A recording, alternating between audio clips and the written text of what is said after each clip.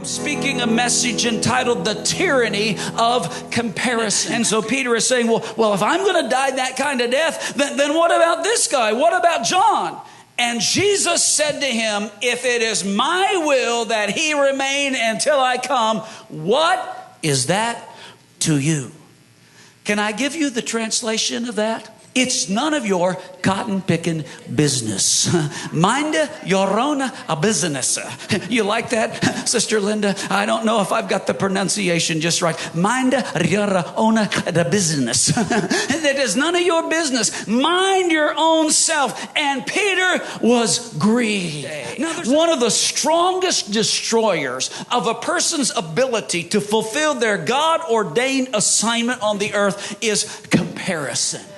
There's a pastor in England, you've heard this name, great preacher, Dwight Spurgeon, pastored the Metropolitan Tabernacle Church in London, England for a number of years. Great church, huge church, phenomenal church.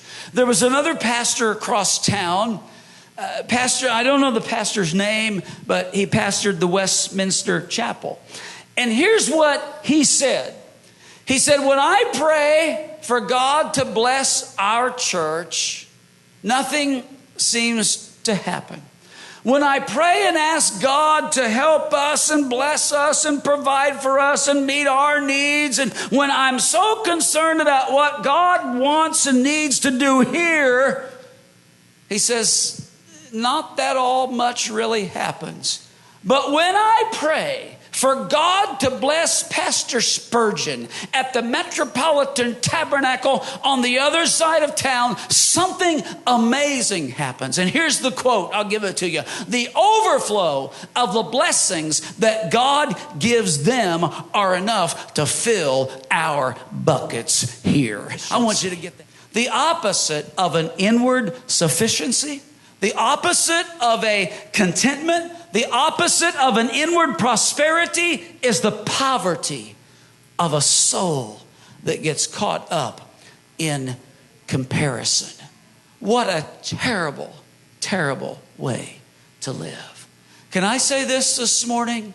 You are who you are because that's who God created you to be.